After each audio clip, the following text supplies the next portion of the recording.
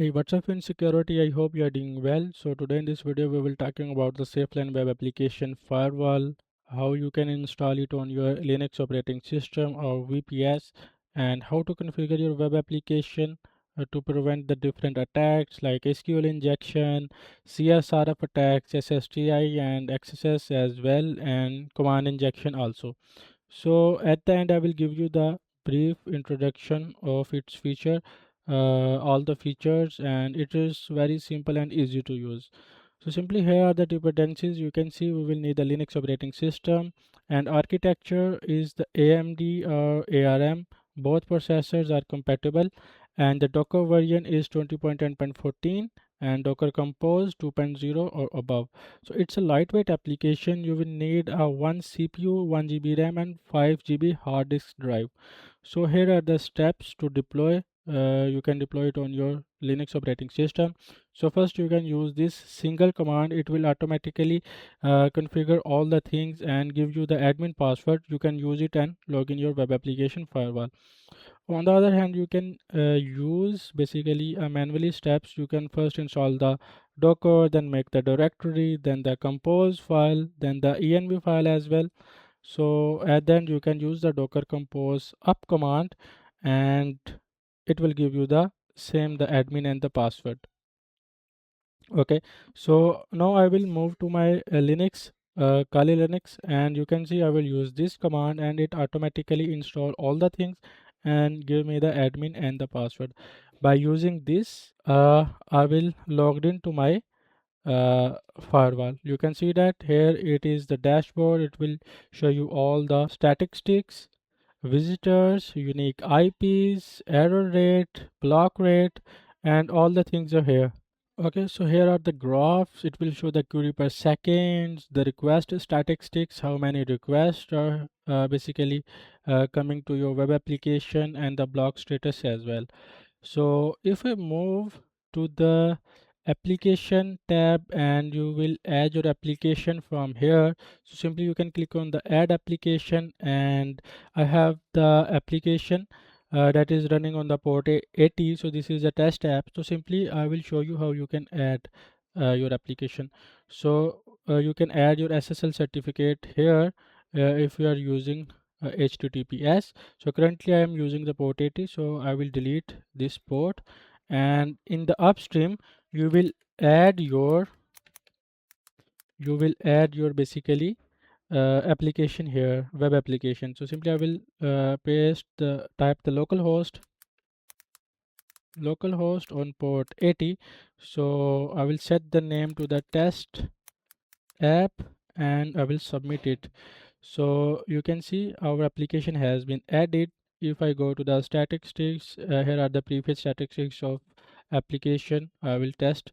So you can see it will shows to the query per seconds as well. So if I give a quick refresh for the multiple times on that graph, you will get the how many basically clicks or the request you are getting. So it will take some time to load. If it will done, I will show you later.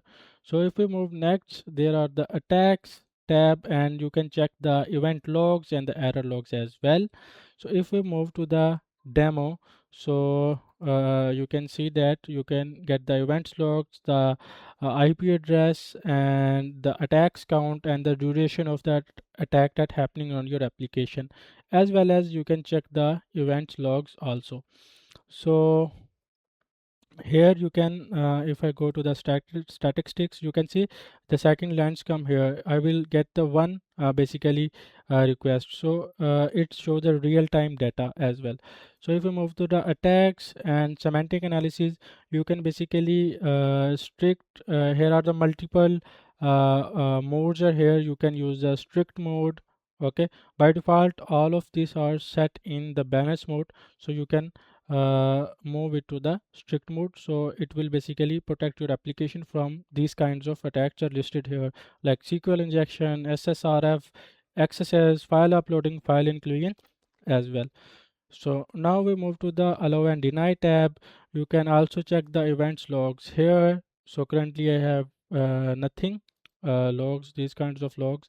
So simply you can go to the custom rules, and there are three rules. Edit the search engine spider. Basically it helps to prevent from the bots that are crawling on the search engine, malicious IP, malicious J4 fingerprint as well. So by default there are three rules for edit. You can simply click on the add rules and define your rules according to simply you can choose here allow or deny, then set the name, then the IP. Okay, the host you can basically uh, if you want to basically deny some request from the particular host, you can simply add here, and it's basically the host IP address or the host name. You can add it and the submit here. Simply the rules were added here. Okay, so here all about allow and deny tab. Now we move to the HTTP flood. So you can see here are some add I will add on the local system for the local. So currently if I go to the demo and HTTP flood, you can see you can add multiple basically uh, rules here as well. So you can defend against the DDoS, rate limits, and the other bots that were crawling as well.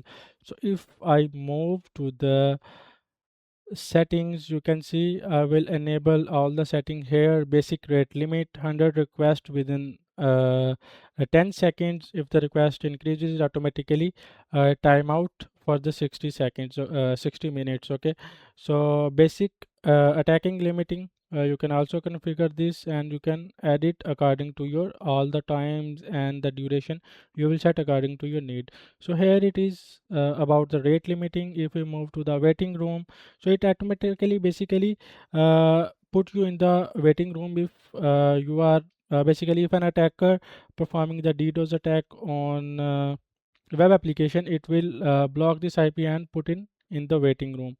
So here it is all about the HTTP flood tab basically. Next we move to the anti-bot. You can see there we will add some basically enable the anti-bot from here, and it will also basically show you here. It basically differentiate between the real user and the automated bots that are attacking to your application. Okay, so here you can change the settings according to your need. So switch to local will disable the cloud services. You can look it, and here you can also search by filter, start at, end at. You can check it according to your need. So I will add the test application. It automatically shows, and by this you can get more results, and for this you will need a license as well for the pro version. So next we will move to the authentication. So it's help you to authenticate the users also. Let's say you have the staging environment and you want to authenticate on that subdomain. So you can go to this auth tab and the settings, and you will set the you will search if you want to add the user. You can click add user, email, and the number as well. You can force TOTP as well, then create the user as well. So if I currently have no data, if I go to SSO, so it will you have to enable it. Okay, so then you have to the domain. If you have a subdomain that is in the staging environment, so simply you have to type the domain, the port address, and the login method. You can use account login password, so it will require the login and password at that domain. Okay, so let's go to back and go to the login configuration. It's for the third party login as well, the GitHub, OIDC, and LDAP as well. So from the settings you can basically change the settings, and the management you can add the different IP groups, and you can add certificate from here. Also from you can see the application tab, also you can add your certificate. So it will show you all the data, and you can basically put your from here. If you move to the application, you can change the different mode. If you are going to do audit web application, you can change to the audit mode.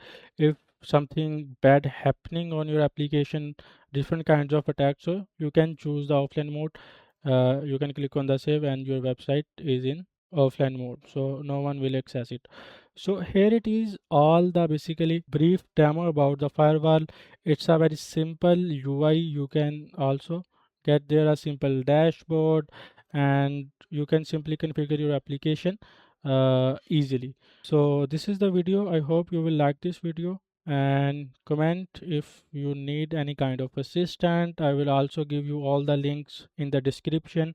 You can simply go to the website and deploy this WAF on your system. If you need premium features, you will obviously need a professional a license. So goodbye, Allah Hafiz.